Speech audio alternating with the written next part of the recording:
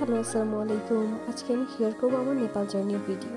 এটা আমরা ইমিগ্রেশন শেষে এই রুমে বসেছিলাম। এখন আমরা চলতে যাচ্ছি বিমানে। All things are already done. আমরা বিমানে চড়ছিলাম। এটা বিমান বাংলাদেশ এয়ারলাইন্সে আমাদের জার্নিটা ছিল। অ্যান্ড আমি আমার অফিসের কাজের জন্য 1 বছরের জন্য নেপালে যাচ্ছিলাম। আর ওটারই video. And it was my first international journey on the air. আর বিমানের জানলা থেকে আমাদের নিচের দৃশ্য দেখা যাচ্ছিল, যেটা খুবই সুন্দর বলে আসলে বোঝানো সম্ভব না। ক্যামেরাতে এই দৃশ্যটা আসবে না। এটা হচ্ছে আমাদের স্ন্যাক্স, যেটা দিয়েছিল। ভালো না, মোটামুটি যেরকম হয় ওরকমই। ডেজার্টটা মোটামুটি ভালো ছিল। আর এটা হচ্ছে মেঘগুলো আমাদের ছুঁয়ে যাচ্ছে। আমরা মেঘের মাঝখান দিয়ে যাচ্ছিলাম এই সময়। আর এটা বলে নেওয়া ভালো যে 1 বছর আমি নেপালে থাকতে যাচ্ছি এবং অনেক বেশি maybe we are going to explore many things and I gonna share everything with you guys. So আমরা ল্যান্ড করছিলাম ত্রিভুবন এয়ারপোর্ট নেপালে। And beside this you can see on the background there is so much hills, mountains, everything. and এটা খুবই সুন্দর ছিল।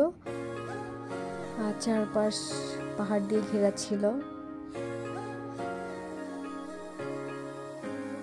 আমরা land করছিলাম। And এটা 1 ঘন্টা 15 মিনিটের মতো লেগেছে আমাদের ঢাকা এয়ারপোর্ট থেকে ত্রিভুবন এয়ারপোর্ট নেপালে ল্যান্ড করতে।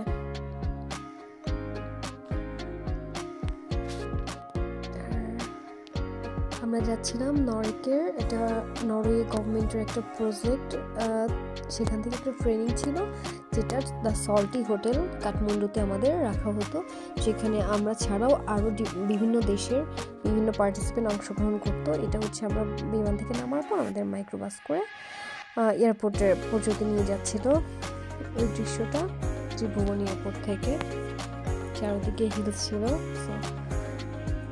আমার দেখা এটা প্রথম অনুভূতি, চারপাশে এরকম মাউন্টেন আমি প্রথমবার দেখেছি। So I was so excited for this. যেটা বলছিলাম, ওখানে বিভিন্ন দেশের পিপল ছিল, যাদের সাথে আমাদের হচ্ছে আমরা দুজন ছিলাম। আমাদের সল্টি হোটেলে দেখা করার কথা। ত্রিভুবন এয়ারপোর্টের দৃশ্য এটা। আর ওখানে কোইন্সিডেন্টলি আমাদের কিছু নরেক পার্টিসিপেন্টের সাথে দেখা হয়ে যায়। আর এটা লাকিলি আমাদের জন্য খুবই ভালো ছিল, কারণ আমাদের কোনো প্ল্যানিং ছিল না আমরা কিভাবে এয়ারপোর্ট থেকে সল্টি হোটেলে যাব। দেয়ার দ্য চেকিং হচ্ছে ওই এয়ারপোর্টে নামার পরে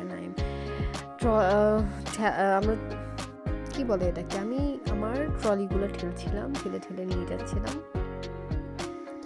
আর এখানে লাকিলি কিছু ফ্রেন্ডের সাথে দেখা হয়ে যায়। আমরা তাদের সাথে সবাই মিলে একসাথে হোটেল এয়ারপোর্টের বাইরে চলে আসি। And some of them was Bangladeshi. So খুব সুবিধা হয়েছিল আমাদের তাদের সাথে কন্ট্রাক্ট করে সল্টি হোটেলে চলে আসতে। অ্যান্ড আমরা তাদের সাথে এগিয়ে যাই এবং সেখানে দেখি নরেক থেকে কিছু পিপল আমাদের জন্য ব্যানার নিয়ে দাঁড়িয়ে আছে, নরেক লেখা এক ব্যানার নিয়ে দাঁড়িয়ে আছে। অ্যান্ড আমরা দ্রুত ওদিকে যাওয়া শুরু করি।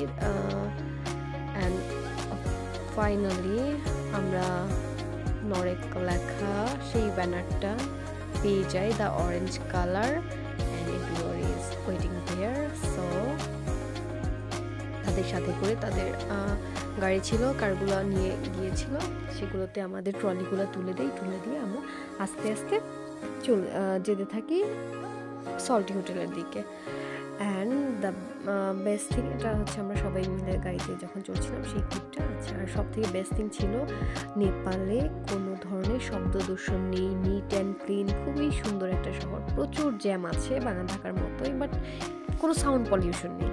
এটা প্রথম দিনে আমাদের খুব ভালো লেগেছে। And weather is very similar to Bangladesh. So এটা অ্যাডজাস্ট করতে আমাদের কোনো সমস্যা হয় নাই। ওয়েদারটা খুব ভালো ছিল। এই সময়টা ওদের স্প্রিং চলতেছে। And finally we reached the Soaltee hotel. আর এটা হচ্ছে আমরা গেট দিয়ে সল্টি হোটেল ঢুকছি। আর যখনই আমরা সল্টি হোটেলে পৌঁছে যাব, আমরা 7 দিনের মতো সল্টি হোটেলে থাকতে যাচ্ছি। তো ওখানে আমরা কি কি করছি, কি দেখেছি, how was the hotel, everything I will describe in my next video. That's all, and you can see how beautiful the salty hotel is.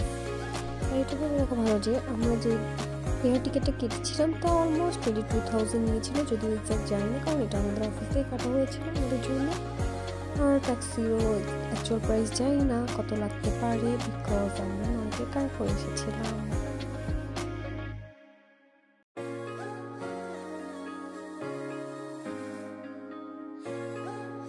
And finally, ta-da!